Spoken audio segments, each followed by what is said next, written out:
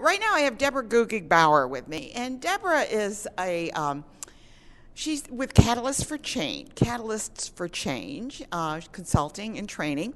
But right now we're going to be talking about growing young. Is that possible? Yes, I believe that it is, Anne.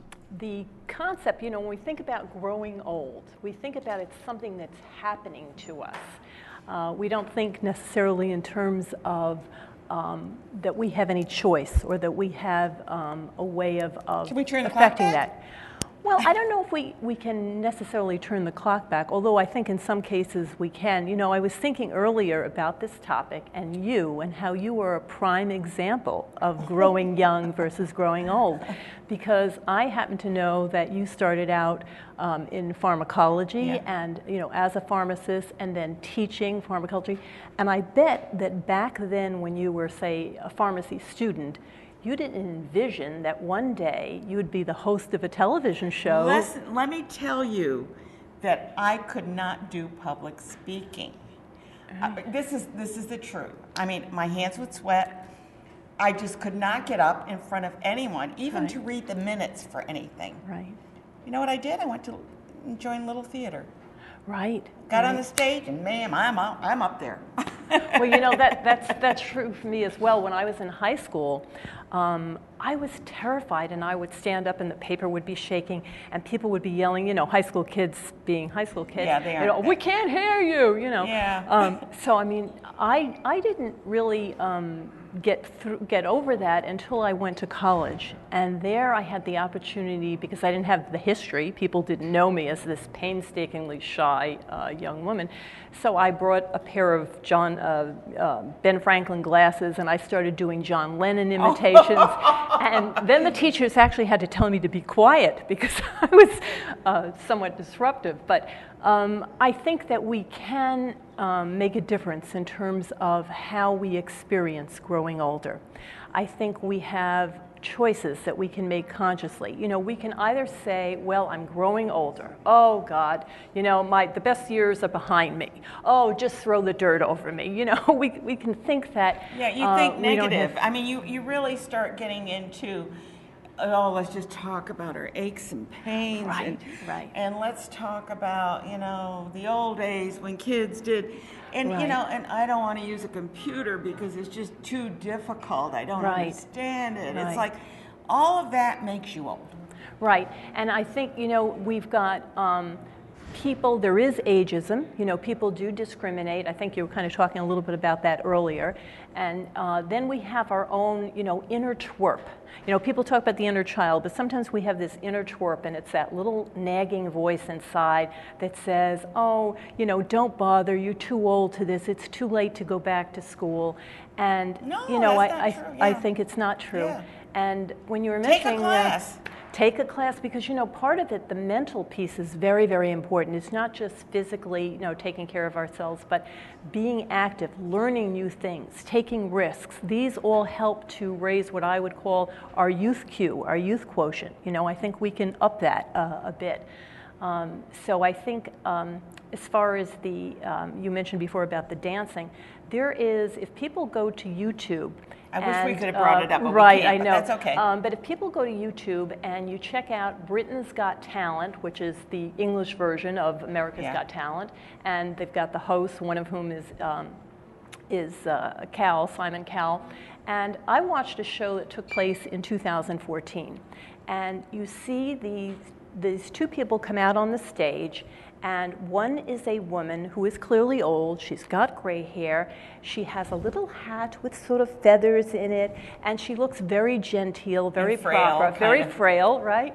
And she's with a young man who's clearly quite a bit younger than her. And so they're looking, and the judges, and they're thinking, what's going to happen here? And salsa music comes on, and they start dancing very slowly. And Simon Cowell has a look on his face as though gets that, right? somebody had strapped him down to the chair, and he was forced to watch somebody peel potatoes in slow motion. His eyes just glaze. Yeah, I know, he does that. And so they start off dancing very slowly, and he clearly looks bored. And then they start moving around on the floor. It's amazing. And she is She is amazing. amazing. This woman, at the time was 80 years old, and the gentleman, the young man, is taking her, and she is going through his legs, and he's whipping her around up in the air, on his shoulders, down through his legs again. And it's not like he's throwing her around as a rag doll. No, she's dancing. dancing. Oh, she's dancing. She's dancing. executing every move with grace and style and perfection. Her legs and are... one woman in the audience, you see her go, like, oh my God. And so by the, what's happening is when they're doing everything very slowly, Simon Cowell hits his buzzer. And so at the end, you talk about humble pie, he says, oh, I'm terribly sorry. He says, I really didn't understand. He says, I thought it was all kind of slow and sort of boring, but he said, and then it went ballistic, so he had to, really apologize. And they asked her, they said, well, what is this all about? And she said, well, when I was young, I was a dancer. And she said, and then I got married, and I had 4 children. And she said, I gave up my dancing. And my husband and I moved to Spain, and she said we had a lovely 18 months, and apparently he passed away, and she didn't know what to do with herself. And so she went to this dance school, and she met this young man. And she started learning how to do this dancing. And I also watched a video where they showed, it's called Elders React, and they showed this to older people who were actors. And they thought it was wonderful. And they said, yes, we don't have to just resign ourselves. If you think about resign, retirement, what do those words connote? It's like you're shy, you're withdrawing. Mm-hmm. I want to live my life in an expansive kind of way.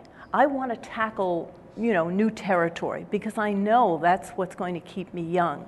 And I think... well, one of the things I think is I listened to you speak about this. We went through a time during the 50s mm-hmm. when everybody had a role to play. Right. Now, I was taking a graduate course at Kansas State University, and I had a partner. She was a girl, and she was, and we were just chatting. Mm-hmm. She had gotten married, and her mother told her, once you get married, you must wear house dresses. You can't wear pants.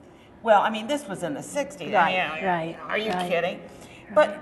But I guess the point is there were roles that you had. Yes. You wore house dresses and you wore aprons if you were home all day. That's what you did. That was your outfit to wear. Right. And you got old, and now you got your, you're going to bake cookies for your grandkids. Right. And you're going to stay home like a good person and get old, and Grandpa will sit by the thing smoking his pipe. Right. Now people are getting out. They're traveling. They're staying alive, and it helps the mind. Absolutely, absolutely, yes, it does. And I think we can look at role models, whether it's people that are celebrities, whether it's people that we know, friends and families. I'm very fortunate that I had a wonderful role model because my mother was a very vibrant person. And she didn't start out that way. She started out, like you said, in a very sheltered kind of life. She said she couldn't put on a Band-Aid by herself. Yeah. So she went from circumstances where she was widowed 3 times and then ended up going to auctioneering school and becoming an auctioneer. Good for her. Oh, yes. Yeah, and she became highly successful, and she was on Good Morning America and the Today Show. And so, I mean, I saw her also be in the... She reinvented herself. Exactly. I saw her be in the vagina monologues when she was 78 years old. Oh, my gosh. So, I mean, I think, whether we look at people that are out there that are in the community, whether maybe family members, you might have a grandmother or a grandfather who did something that was terrific. So we need to kind of look at our history, look at other people, and those people may help to inspire us, mm-hmm. To stay young. And I think we can if we think outside the box, mm-hmm. Don't think like you have to be, that you have a role to play. I guess that's really what I want to say. Don't play the role. Right. Play what you want to do. Have fun. Experience things that you probably never have experienced before. Take an art class.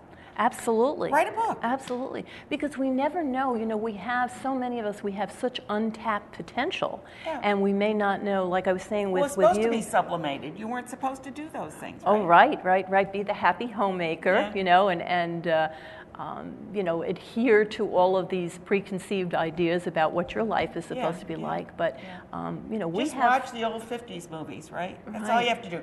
Watch the 40s and 50s movies, and you will see that life was a lot different then. Thank goodness. It was, but even back then, there were some people who would defy the odds, and I think that's like Katharine Hepburn, who wore pants. That's right. Oh, yes, she how did. Outrageous that was. Right, and she was very much her own person. But I believe a lot in defying the odds, because there are a lot of naysayers out there that are going to feed into that whole negative thing about, you're too old. So I think you need not listen to those people, and it's very important to have a tribe. A gathering of people in your system, your support system, that are positive, that are going to uplift you, they're going to champion you, they're going to say, yeah, go for it. Encourage it.